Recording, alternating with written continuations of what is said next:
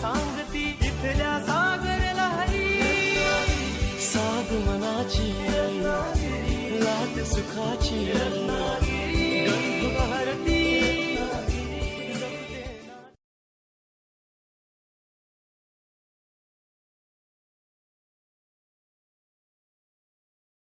नमस्कार. रत्नागिरी वन पाहत राहण्यासाठी सबस्क्राईब करा आणि बेल वर क्लिक करा व पाहत रहा आमचे नवीन व्हिडिओ. चिपळूण म्हणजे विश्वसनीय खाद्यपदार्थांचे एकमेव ठिकाण क्वालिटी बेकरी. लहान थोरांची लाडकी खाऊ गल्ली असलेले एकमेव ठिकाण क्वालिटी बेकरी. फ्रेश खा फ्रेश राहा क्वालिटी बेकरी. नमस्कार, मी शाहिद खेरडकर रत्नागिरी वनमध्ये आपल्या सर्वांचं स्वागत करतो. ग्रामपंचायत निवडणुका आणि त्या पार्श्वभूमीवरती आता आलेले चर्चेला उधाण. त्यातल्या त्यात चिपळूण तालुक्यातील खेरडी ग्रामपंचायत ही फार वर्षापासून चर्चेत आहे. याचं कारणच असं आहे की इथलं राजकारण नेहमी बदलत असतं, नेहमी चर्चेत असतं. कारण खेरडी हा उपनगरामध्ये आहे, चिपळूणपासून जवळ आहे आणि इथे MIDC असेल, बुधवार बाजारपेठ असेल किंवा बदलती बाजारपेठ असेल, आता विकास होतो इकडे आणि त्यामुळे इकडे सगळ्यांचंच लक्ष केंद्रित आहे. त्याचबरोबर अनेक कार्यकर्ते या ठिकाणी नवनवीन आपल्याला पाहायला मिळतात. काही जुन्या कार्यकर्त्यांमधला आपल्याला संघर्ष देखील सर्व आपण ऐकून आहोत. म्हणून नेमकं खेरडीचं राजकारण कसं आहे, इथली सध्याची परिस्थिती काय आहे, यासाठी आपण याच खेरडी ग्रामपंचायतीचे तंटामुक्ती अध्यक्ष राहिलेले, त्याचबरोबर खेरडी मोहल्ल्याचे सहसेक्रेटरी राहिलेले याशीनभाई चौगुले, वार्ड क्रमांक 6 मधले ते ग्रामस्थ आहेत. त्यांच्याकडून आपण जाणून घेणार आहोत की खेरडीचं राजकारण नेमकं कसं आहे किंवा आजच्या ग्रामपंचायत निवडणुकीबद्दल त्यांचं स्वतःचं मत काय आहे, जाणून घेऊया याशीनभाई चौगुले यांच्याकडून. याशीनभाई, तुमचं रत्नागिरी वनमध्ये स्वागत आहे. थँक्यू. आपल्याला कल्पना आहे की आता ग्रामपंचायतीच्या निवडणुका लागलेल्या आहेत. 15 तारखेला मतदान, 18 तारखेला त्याचा निकाल आपल्या हाती पडणार आहे. मात्र जसा कालावधी पुढे जातोय तसं चित्र बदलत जाते. आत्ता तुम्ही तंटामुक्ती अध्यक्ष जो राहिलेले त्या ग्रामपंचायतीचे, वर्तमानामध्ये खेरडीचं बदलतं राजकारण तुम्हाला कसं दिसतंय? खेरडीच्या राजकारणात जसा हवामानात अचानक बदल होतो तसा बदल झालेला दिसतो. गेली 15 वर्षे खेरडीवर जयेंद्र खताळे यांच्या रूपाने सुकाई परिवर्तन पॅनलचं वर्चस्व होतं. मध्यंतरी काळ असा आला की आमच्या सर्व साथीदारांनी जयेंद्ररावांची साथ सोडली आणि त्यांच्या सौभाग्यवती सौ जयश्रीताई खताळे यांच्यावर अविश्वासाचा ठराव आणून त्यांना अचानकपणे त्यांचा पायउतार झाला आणि त्यांना सरपंच पदाचा राजीनामा द्यावा लागला. तर हे अचानक जसा हवामानामध्ये बदल होतो तसा हा झालेला दिसतो. मला एकच वाटतं की गेली 15 वर्षे जी लोक आमच्यासोबत होती आमच्या म्हणजे जयेंद्ररावांच्या, आमचं एक पॅनलचं, तर त्यावेळी त्यांना जयेंद्ररावांच्यातला वाईटपणा, वाईट गुण दिसला नाही.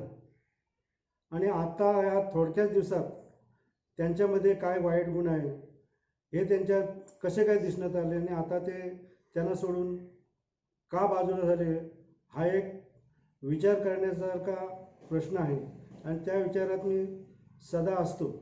म्हणजे दशरथ दाभोळकर, अभिषेक सरसाळे हे जयंत शेठला सोडून गेले, खंदे समर्थक लागले. हे खंदे समर्थक, जयंतरावांचे खंदे समर्थक. आज जयंतरावांमुळे ते सरपंच झाले. त्यांचं पण कर्तृत्व असेल, नाही म्हणत नाही. दोघेही जण सरपंच झाले. अभिषेकला पंचायत समितीमध्ये निवडणूक लढले, त्याच्यात निवडून आले.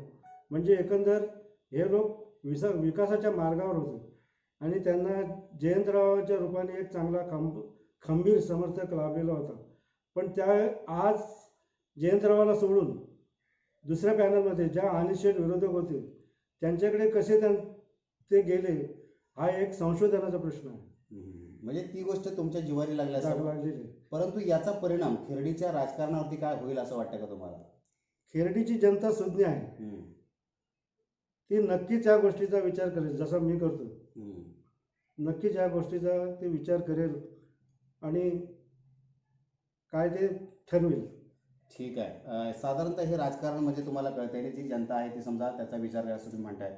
परंतु एक विकास म्हणून आपण जर विचार केला, आज तुम्ही वार्ड क्रमांक 6 मध्ये आहात, काय वाटतं या वार्डामध्ये कोणत्या गोष्टींची कमतरता आहे किंवा कुठला विकास व्हायला पाहिजे, काय अपेक्षा आहे तुमची? खेर्डीमध्ये आता जर तुम्ही कराड रोड हायवे इथला चाललेला आहे आणि तिथनं मोल्यात येणार मोल्ला शिगोणवाडी इकडे येणारा हा रस्ता आहे, त्या रस्त्याची पण फार दुर्दशा झालेली आहे. इथली पाणी योजना जी आहे ती अजून प्रगतीपथावर नाही. ग्रामपंचायतीचं पाणी येतो तर कधी येतो कधी नाही येतो. लोकांच्या पाण्याचे दुर्भिक्ष आहे. तसेच इथे गटार लाईन व्यवस्थित नाही आहे. कधी कधी लोकांच्या शेतात पण गटाराचं पाणी घुसतं. पावसाळ्यात शेतकऱ्याला मोठा त्याचा त्रास होतो. तर ह्या सुविधा नाही आहेत. जर खेर्डीमध्ये बहुतांश लोकांच्या ज्या आहेत त्या बोरवेल आहेत. बोरवेलवाल्यांना एवढे कष्ट नाहीत, पण ज्यांच्याकडे नळपाणी योजनेचं जे पाणी घेतात त्या लोकांना फार त्रासात आहेत. आणि त्यांच्यासाठी या ग्रामपंचायतीने 2019-20ला एक नळपाणी योजना केली होती. पण काही विघ्नसंतोषी लोकांमुळे ही गावाची नळपाणी योजना बारगळली आहे. ती सुरू व्हावी आणि गावाला लोकांना पाण्यापासून वंचित राहू नये हीच आमची एक अपेक्षा आहे. म्हणजे सगळ्यात महत्त्वाचे मुद्दे तुम्ही मांडले की कराड हायवे जो आहे, गुहागर विजापूर हायवे, त्याच्यापासून आतमध्ये येणारा रस्ता त्याची सुधारणा झाली पाहिजे. एक म्हणजे पाणी हा सगळ्यात महत्त्वाचा विषय आहे. गटार आहेत. म्हणजे 3 मूलभूत ज्या समस्या आहेत त्या तुम्हाला वाटत आहेत. अजून काय वाटतं की अजून सामाजिकदृष्ट्या काय बदल व्हायला पाहिजे? अजून सामाजिकदृष्ट्या हा बदल घडला पाहिजे की गावात ऐक्य आणलं पाहिजे. अच्छा. गाव सुखी समाधानाने चाललं पाहिजे. ही खेकडा वृत्ती राजकारण्यांमध्ये असू नये. एकमेकाची तंगडी खेचून तुम बडे की हम बडे हा विचार राजकारण्यांमध्ये नसावा. लोकांच्या विकासासाठी राजकारण करावं. ग्रामपंचायतीमध्ये उत्तरोत्तर प्रगती व्हावी हीच माझी एक अपेक्षा आहे. आत्ता सध्या तुम्ही पाहायला गेलात तर त्या ठिकाणी सुकाई गाव विकास पॅनल एका बाजूला आहे आणि एका बाजूला सुकाई परिवर्तन पॅनल आहे. तुम्ही या गावचे एक सुशिक्षित किंवा सुज्ञ नागरिक म्हणून किंवा या गावचे माजी तंटामुक्ती अध्यक्ष म्हणून तुम्हाला काय वाटतं, कोणाचं पारडं जड आहे किंवा कोणाच्या हातामध्ये सत्ता गेली तर खऱ्या अर्थानं या गावचा विकास साधला जाईल असं तुम्हाला वाटतं? निश्चितच परिवर्तन पॅनलच्या हाती सत्ता गेली पाहिजे असं माझं मत आहे. कारण गेली 15 वर्ष जयंतरावांचं वर्चस्व या ग्रामपंचायतीवर आहे आणि तिथे नवनवीन सुधारणा मोठ्या प्रमाणात नसतील पण थोड्या प्रमाणात सुधारणा झालेल्या आहेत. तर सुधारणावादी माणसाच्या हातात ग्रामपंचायत असावी असं माझं वैयक्तिक मत आहे.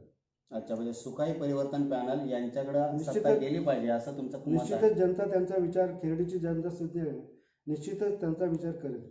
ठीक आहे. आता शेवटी काय सांगाल की साधारणतः येणाऱ्या कालावधीमध्ये कशा प्रकारे वातावरणामध्ये बदल होत जातील आणि लोकांची मानसिकता कशी कशी बदलेल आणि शेवटी तुम्ही संदेश काय द्याल?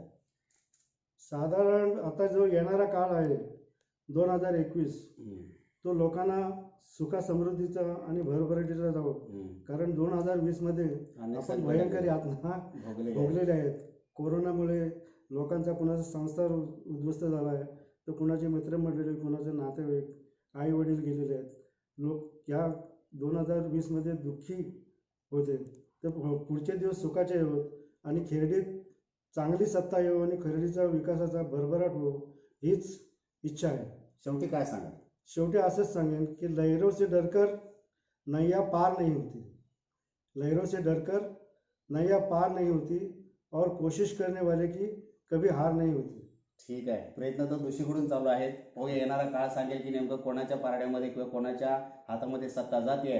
नक्कीच तुम्ही जे काही मुद्दे मांडले ते महत्त्वाचे होते. एक खेर्डीचा नागरिक म्हणून सुद्धा आणि थोड्याफार प्रमाणात तुम्ही त्या राजकारणाचे जाणकार सुद्धा आहात, इथल्या स्थानिक. त्यामुळे तुमच्याकडून आलेले मुद्दे हे लोकांनी ऐकतील आणि बघूया कशा प्रकारे लोक प्रतिसाद देतात. तुर्तास आपण आमचे संवाद साधलात.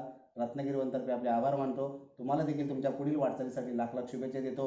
तर हे होते याशीनभाई चौगुले, ज्यांनी अत्यंत परखड आणि महत्त्वाचे मुद्दे मांडलेले आहेत की खेर्डी गावची एकंदर या वार्डाची विशेषता काय अवस्था आहे, इथली राजकीय आणि सामाजिक अवस्था परिस्थिती काय आहे, लोकांची मानसिकता काय असेल याबद्दल अत्यंत थोडक्यामध्ये त्यांनी आपलं मत मांडलेलं आहे. पाहूया जसजसा कालावधी पुढे जाईल तसतसं अनेक गोष्टी आपल्याला समोर येतील. रत्नागिरी वन या खेर्डी ग्रामपंचायतीकडे लक्ष ठेवून आहे. पाहत राहा रत्नागिरी वन.